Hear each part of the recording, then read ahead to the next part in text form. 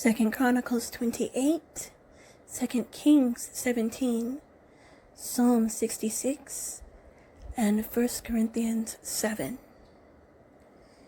Ahaz was 20 years old when he began to reign, and he reigned 16 years in Jerusalem. And he did not do what was right in the eyes of the Lord, as his father David had done.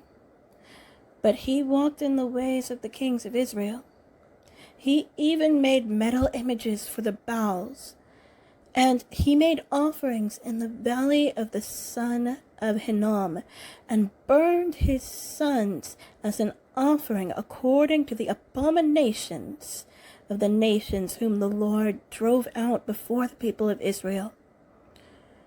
And he sacrificed and made offerings on the high places and on the hills and under every green tree. Therefore, the Lord his God gave him into the hand of the king of Syria, who defeated him and took captive a great number of his people and brought them to Damascus. He was also given into the hand of the king of Israel, who struck him with great force. For Pekah, the son of Remaliah, killed 120,000 from Judah in one day, all of them men of valor, because they had forsaken the Lord, the God of their fathers.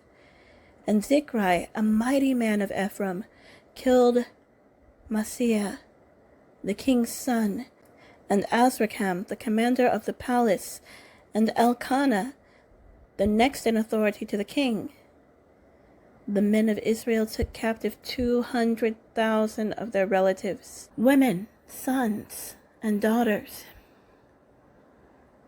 They also took much spoil from them, and brought the spoil to Samaria.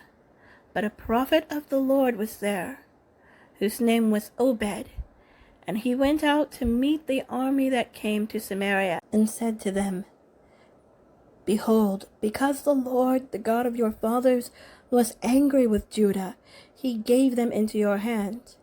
But you have killed them in a rage that has reached up to heaven. And now you intend to subjugate the people of Judah and Jerusalem, male and female, as your slaves. Have you not sins of your own against the Lord your God? Now hear me, and send back the captives from your relatives, whom you have taken, for the fierce wrath of the Lord is upon you. Certain chiefs also of the men of Ephraim, Azariah the son of Johanan, Berechiah the son of Meshillemoth, Jezekiah the son of Shallum, and Amasa the son of Hadlai, stood up against those who were coming from the war, and said to them, You shall not bring the captives in here, for you propose to bring upon us guilt against the Lord, in addition to our present sins and guilt. For our guilt is already great, and there is fierce wrath against Israel. So the armed men left the captives and the spoil before the princes and all the assembly. And the men who have been mentioned by name rose and took the captives, and with the spoil they clothed all who were naked among them. They clothed them, gave them sandals, provided them with food and drink, and anointed them, and carrying all the feeble among them on donkeys, they brought them to their kinsfolk at Jericho, the city of palm trees. Then they returned to Samaria. At that time, King Ahaz sent to the king of Assyria for help, for the Edomites had again invaded and defeated Judah and carried away captives. And the Philistines had made raids on the cities in the Shephelah and the Negev of Jordan, and had taken Beth Shemesh, Ajalon, Gederoth, Soko, with its villages, Timnah with its villages, and Gimzo with its villages. And they settled there.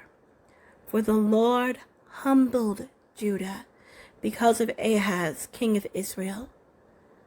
For he had made Judah act sinfully and had been very unfaithful to the Lord. So Tiglath-Pileser, king of Assyria, came against him and afflicted him instead of strengthening him. For Ahaz took a portion from the house of the Lord and the house of the king and of the princes and gave tribute to the king of Assyria, but it did not help him. In the time of his distress, he became yet more faithless to the Lord, this same King Ahaz. For he sacrificed to the gods of Damascus that had defeated him, and said, because the gods of the kings of Syria helped them, I will sacrifice to them that they may help me. But they were the ruin of him and of all Israel. And Ahaz gathered together the vessels of the house of God, and cut in pieces the vessels of the house of God. And he shut up the doors of the house of the Lord. And he made himself altars in every corner of Jerusalem. In every city of Judah he made high places, to make offerings to other gods, provoking the anger of the Lord, the God of his fathers. Now the rest of his acts, and all his ways from first to last, behold, they are written in the book of the kings of Judah and Israel. And Ahaz slept with his fathers, and they buried him in the city, in Jerusalem, for they did not bring him into the tombs of the kings of Israel. And Hezekiah his son reigned in his place. 2 Kings 17. In the 12th year of Ahaz, king of Judah, Hoshea the son of Elah began to reign in Samaria over Israel, and he reigned 9 years. And he did what was evil in the sight of the Lord, yet not as the kings of Israel who were before him. Against him came Shalmaneser, king of Assyria, and Hoshea became his vessel and paid him tribute. But the king of Assyria found treachery in Hoshea, for he had sent messengers to So, king of Egypt, and offered no tribute to the king of Assyria, as he had done year by year. Therefore the king of Assyria shut him up and bound him in prison. Then the king of Assyria invaded all the land and came to Samaria, and for 3 years he besieged it. In the 9th year of Hoshea, the king of Assyria captured Samaria, and he carried the Israelites away to Assyria, and placed them in Halah, and on the Habor, the river of Gozan, and in the cities of the Medes.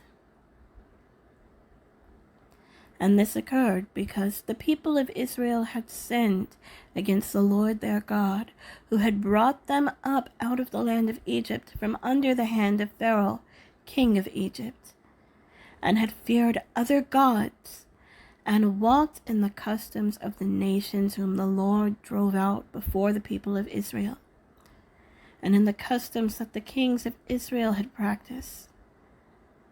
And the people of Israel did secretly against the Lord their God things that were not right. They built for themselves high places in all their towns, from watchtower to fortified city. They set up for themselves pillars and Asherim on every high hill and under every green tree. And there they made offerings on all the high places, as the nations did, whom the Lord carried away before them. And they did wicked things, provoking the Lord to anger. And they served idols, of which the Lord had said to them, "You shall not do this."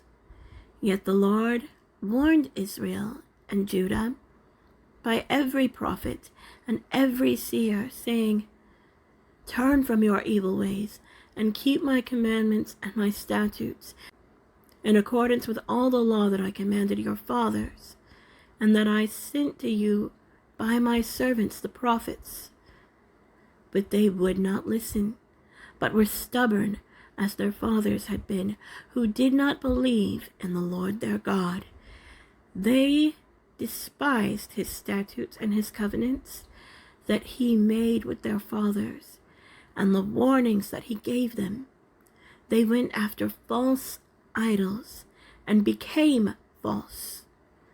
They followed the nations that were around them, concerning whom the Lord had commanded them that they should not do like them.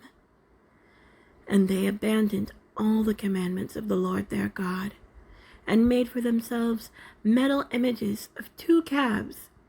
And they made an Asherah, and worshipped all the host of heaven, and served Baal. And they burned their sons and their daughters as offerings, and used divination and omens, and sold themselves to do evil in the sight of the Lord, provoking him to anger. Therefore the Lord was very angry with Israel, and removed them out of his sight. None was left but the tribe of Judah only.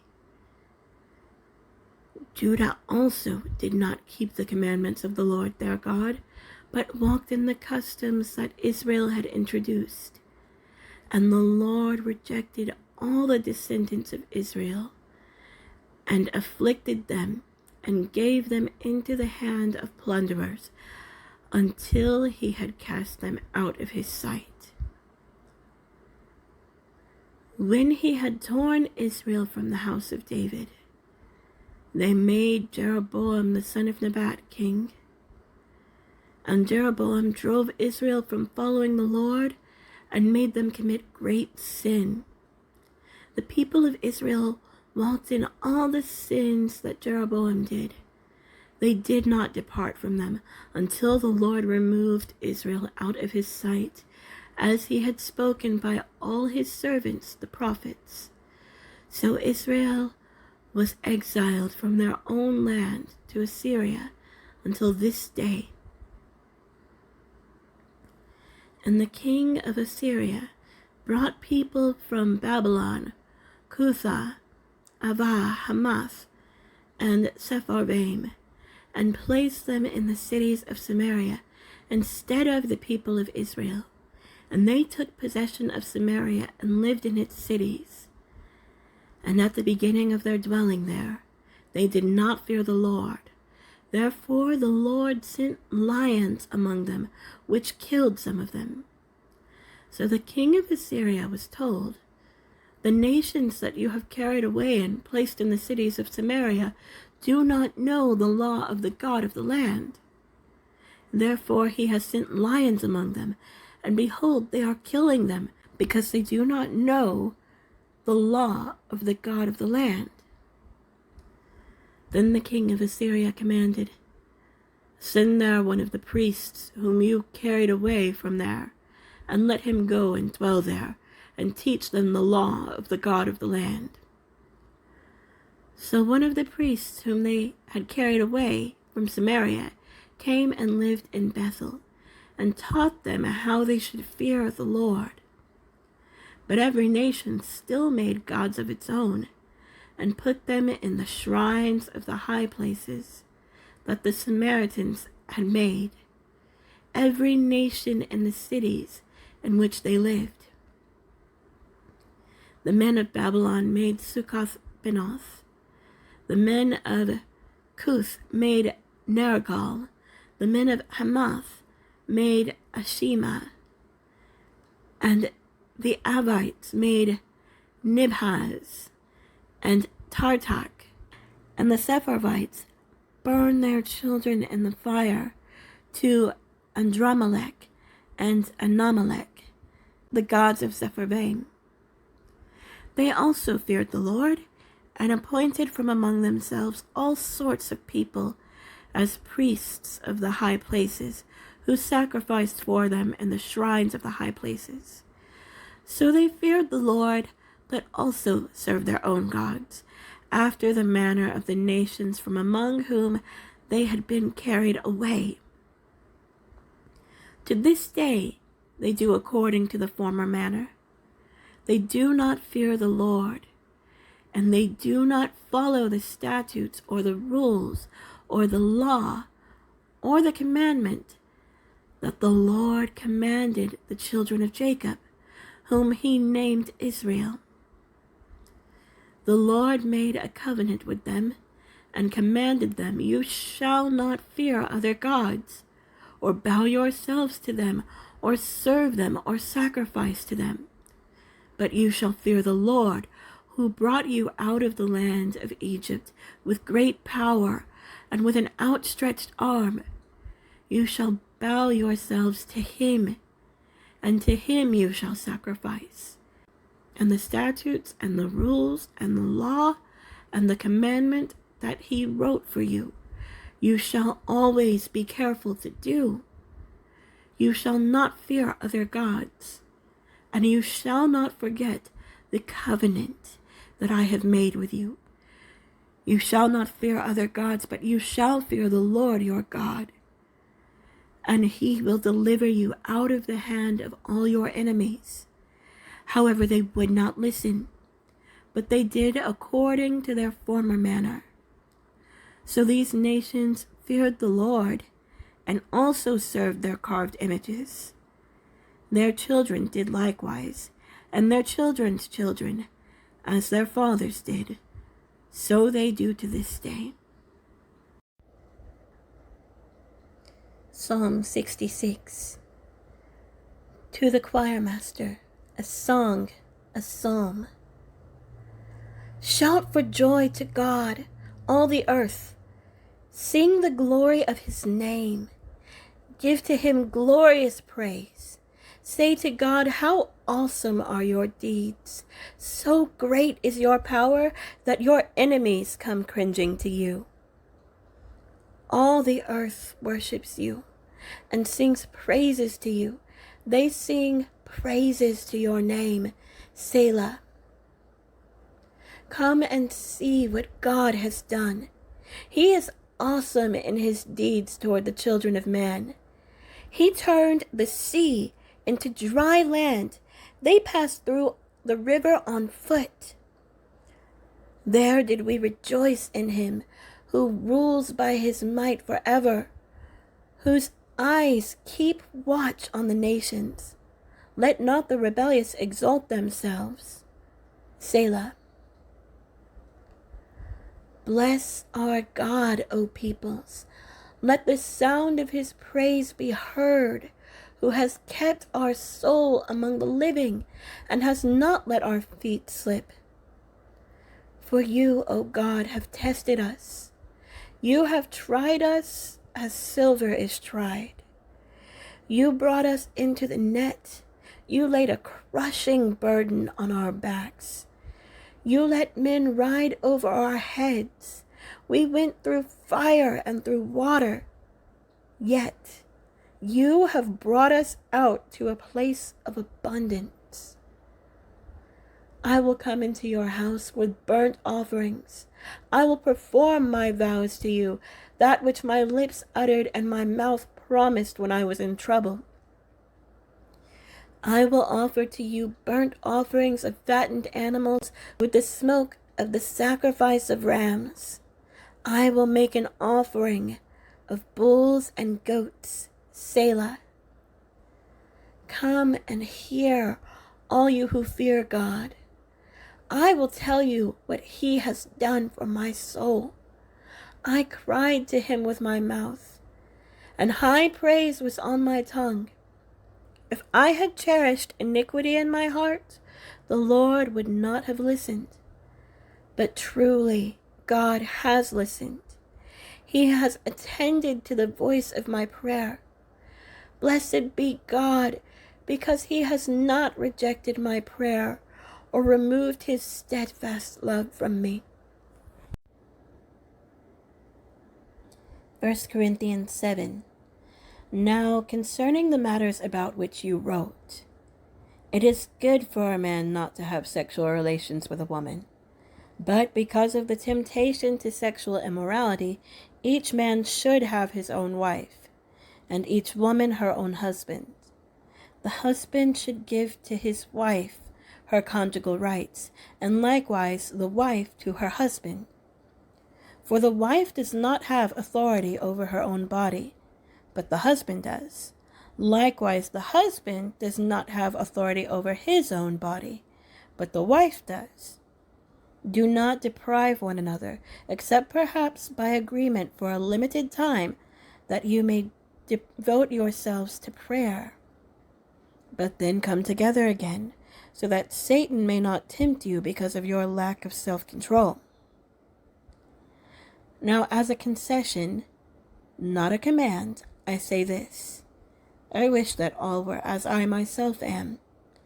But each has his own gift from God, one of one kind and one of another. To the unmarried and the widows, I say that it is good for them to remain single, as I am. But if they cannot exercise self-control, they should marry, for it is better to marry than to burn with passion. To the married I give this charge, not I, but the Lord. The wife should not separate from her husband, but if she does, she should remain unmarried or else be reconciled to her husband. And the husband should not divorce his wife. To the rest I say, I, not the Lord, that if any brother has a wife who is an unbeliever, and she consents to live with him, he should not divorce her. If any woman has a husband who is an unbeliever, and he consents to live with her, she should not divorce him. For the unbelieving husband is made holy because of his wife, and the unbelieving wife is made holy because of her husband. Otherwise your children would be unclean, but as it is, they are holy. But if the unbelieving partner separates, let it be so. In such cases, the brother or sister is not enslaved. God has called you to peace. For how do you know, wife, whether you will save your husband? Or how do you know, husband, whether you will save your wife? Only let each person lead the life that the Lord has assigned to him, and to which God has called him. This is my rule in all the churches. Was anyone at the time of his call already circumcised? Let him not seek to remove the marks of circumcision. Was anyone at the time of his call uncircumcised? Let him not seek circumcision. For neither circumcision counts for anything nor uncircumcision, but keeping the commandments of God, each one should remain in the condition in which he was called. Were you a bondservant when called? Do not be concerned about it. But if you can gain your freedom, avail yourself of the opportunity. For he who was called in the Lord as a bondservant is a freedman of the Lord. Likewise, he who was free when called is a bondservant of Christ. You were bought with a price. Do not become bondservants of men. So, brothers, in whatever condition each was called, there let him remain with God.